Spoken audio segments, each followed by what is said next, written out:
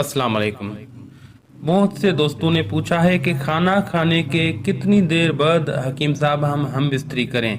बहुत से लोग जो है खाना खाने के फिल 4 बाद हम बिस्तरी करना शुरू कर देते हैं, जिससे बहुत से नुकसानात होते हैं। मसलन सबसे पहला नुकसान ये होता है कि आपका निज़ाम इंहिज़ाम बिगड़ जाता है और बहुत से लोगों के पेट भी निकल आते हैं इस वजह से कि वो अक्सर औकात खाना खाने के फिल 4 बाद जो है वो हम बिस्तरी कर लेते हैं। दूसरा सबसे बड़ा नुकसान यह है कि आप उस टाइम बिल्कुल लुत्फ अंदोज नहीं हो सकते। अगर आप लुत्फ अंदोज होंगे तो भी 50% होंगे, 100% आप लुत्फ अंदोज कभी भी उस टाइम नहीं हो पाएंगे और आपका निज़ाम इंहिज़ाम बिगड़ जाएगा।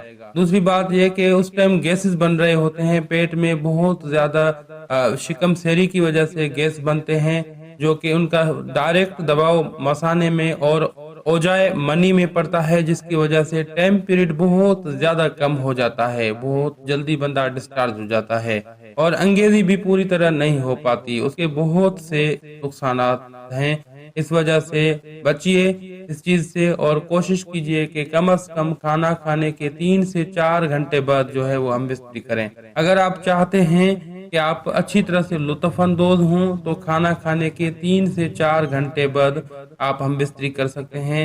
ज्यादा बेहतर उसूल यही है। अगर आप जल्दी भी करें तो कम से कम भी 2-2.5 घंटों तक रुके रहिए, उसके बाद आप हम बिस्तरी कर सकते हैं। लेकिन कभी भी खाना खाने के बाद हम बिस्तरी न करें, इससे आपको बहुत कम आप लुत्फ अंदोज हो पाएंगे। अब हकीम हाजिक को दुआओं के साथ दीजिए इजाजत। अल्लाह हाफिज।